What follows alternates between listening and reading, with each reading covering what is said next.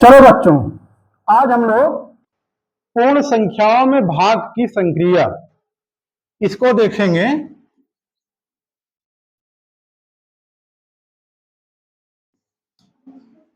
इसके पहले हम लोग पूर्ण संक्रियाओं में जोड़ की संक्रिया, घटाने की संक्रिया, गुणा की संक्रिया देख लिया है।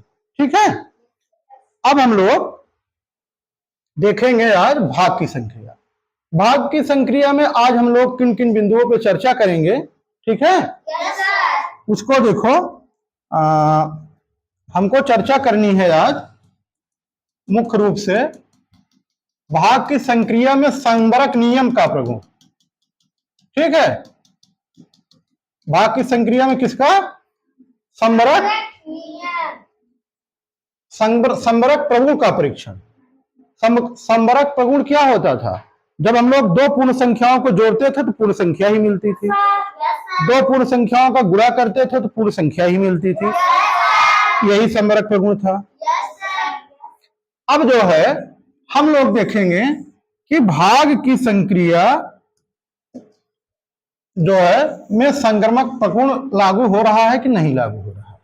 ठीक है, तो प्यारे बच्चों, हमारी जो पूर्ण संख्याएं हैं, पूर्ण संख्या बताइए, कोई कौन कौन है पूर्ण संख्या? पूर्ण, हाँ बोलो। 1 2 3 4 5 6 7 8 9। बस बस बस, बहुत बहुत तेज है आप लोग, हम समझ रहे हैं। देखो 0 1 2 3 4 अनंत तक, ये हमारी संख्याएं क्या कहलाती हैं? पूर्ण संख्याएं कहलाती हैं। इसमें हमको आज पढ़ना है, सभी लोग किताब खोल लीजिए, पेज 23 पे है ये जो हम लोग पढ़ रहे हैं। कितने पेज पे है? 23 पे। ठीक, अब सुनो, देखो भाई, क्या हम किसी पूर्ण संख्या में किसी पूर्ण संख्या से भाग देंगे, एक पूर्ण संख्या मिलेगी कि नहीं, इसी का परीक्षण करना है।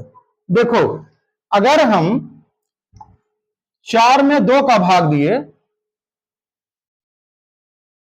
ऐसा क्यों? 4 में 2 का भाग दिए, ठीक है, 4 भागे 2, क्या मिल गया? 2 मिल गया। इसको ऐसे भी लिख सकते हैं, 4/2 काट दिए, 2 दूना 4। लेकिन बच्चों सुनो हमारी बात, अगर हम 1 में 2 से भाग दे दिए तो क्या मिलेगा? 1/2। 1 में भाग दे रहे हैं 2 से, 1 में भाग दे रहे हैं तो क्या मिलेगा? 1/2। ये तो कोई पूर्ण संख्या नहीं है। तो जब हमको भाग देने पर पूर्ण संख्या में नहीं मिल रही है, 3 में 4 से भाग दे दें, ये भी पूर्ण संख्या नहीं है, दशमलव में आ जाएगा। अभी भाग देंगे दशमलव में आ जाएगा। ठीक है, तो इसका मतलब कि भाग की संक्रिया में संबरक प्रगुण जो है वो लागू नहीं होता है। क्या लिखेंगे? ये आप लिखेंगे इसमें,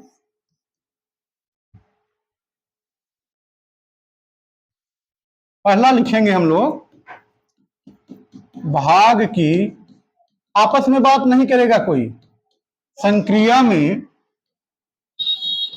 भाग की संक्रिया में पूर्ण संख्याएं संबरक नियम का पालन नहीं करती।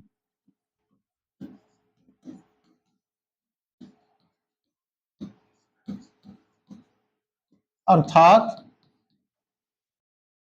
क्या मतलब हुआ इसका? पूर्ण संख्याओं में, पूर्ण संख्या में, किसी पूर्ण संख्या में दूसरी पूर्ण संख्या, दूसरी पूर्ण संख्या से भाग देने पर, भाग देने पर सदैव पूर्ण संख्या नहीं प्राप्त होती है, नहीं प्राप्त होती। ये समझ गए सब लोग? नोट करिए।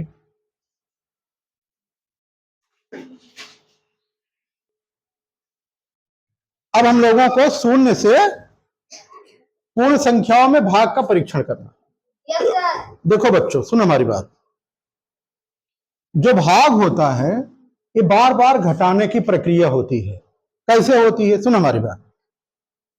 जैसे 8 भागे 2 करना है, 8 भागे 8 में से 2 को एक बार घटाएंगे 6 आया, फिर 2 घटाए 4 आया, फिर 2 घटाए 2 आया, फिर 2 घटाए 0 आ गया।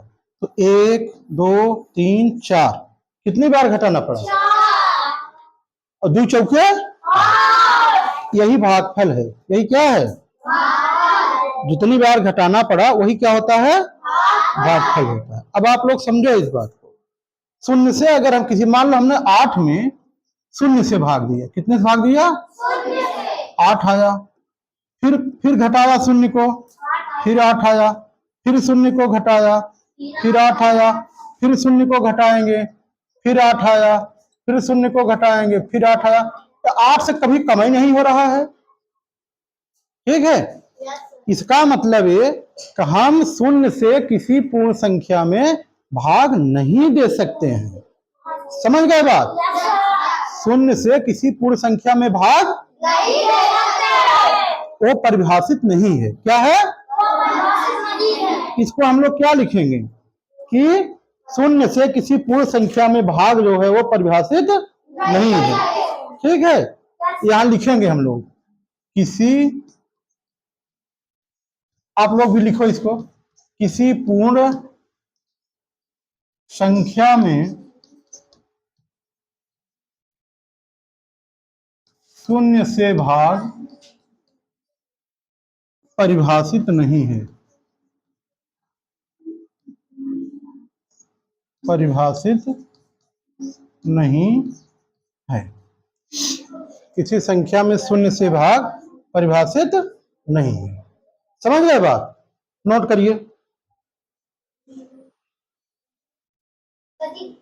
हाँ हाँ बोलिए, क्या है परिभाषित?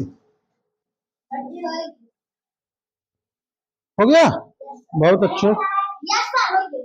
चलो, जो लोग नहीं हुआ जल्दी से नोट करो।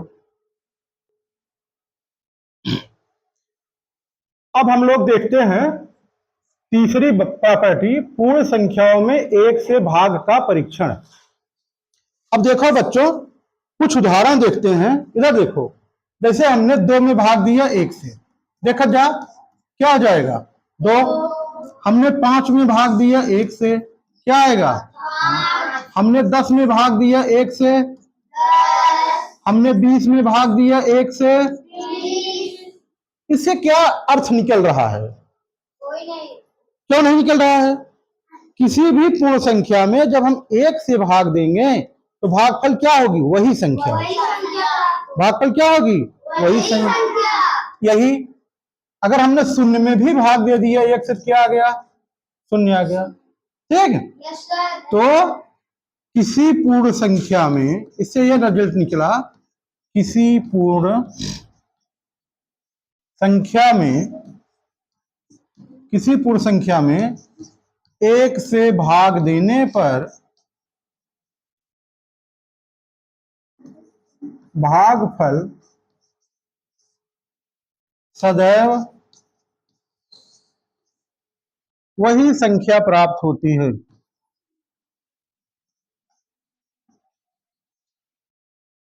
वही संख्या प्राप्त होती है।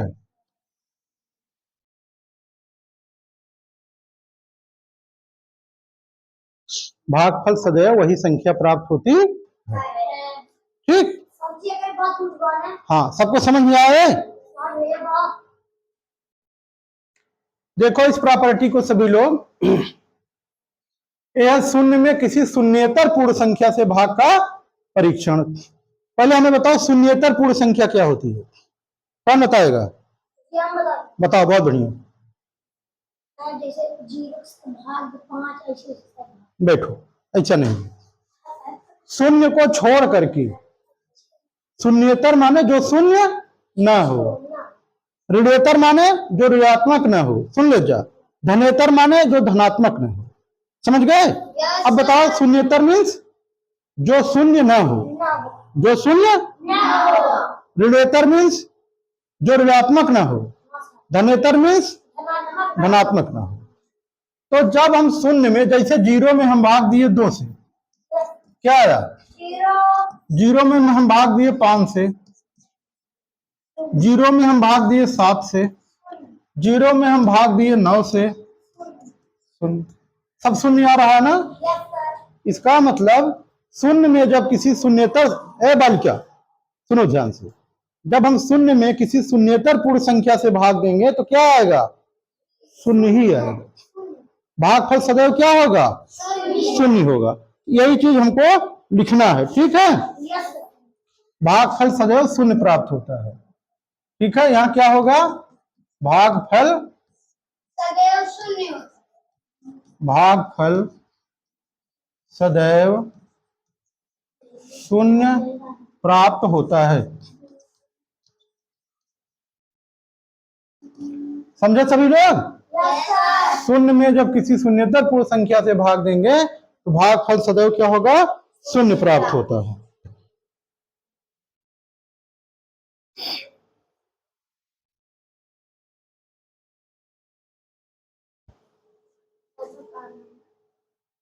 लिखना, देखो बेटा, किसी शून्येतर पूर्ण संख्या का उसी शून्येतर पूर्ण संख्या से भाग का परीक्षण। समझो, जैसे हमने 2 का भाग दिया 2 से, क्या मिला भागफल? 1। 3 का भाग दिया 3 से, 1 मिला। 4 का भाग दिया 4 से, 1 मिला। 10 का भाग दिया 10 से, 1 मिला। 100 का भाग दिया 100 से। तो किसी भी शून्येतर पूर्ण संख्या का उसी शून्येतर पूर्ण संख्या में भाग देने पर भागफल सदैव क्या मिल रहा है? 1 आता है। तो क्या लिखोगे? भागफल सदैव, भागफल सदैव कब 1 आता है? जब किसी शून्येतर पूर्ण संख्या का उसी में भाग देंगे तब क्या आएगा? भागफल 1 आएगा। समझ गए सब लोग? बहुत अच्छा।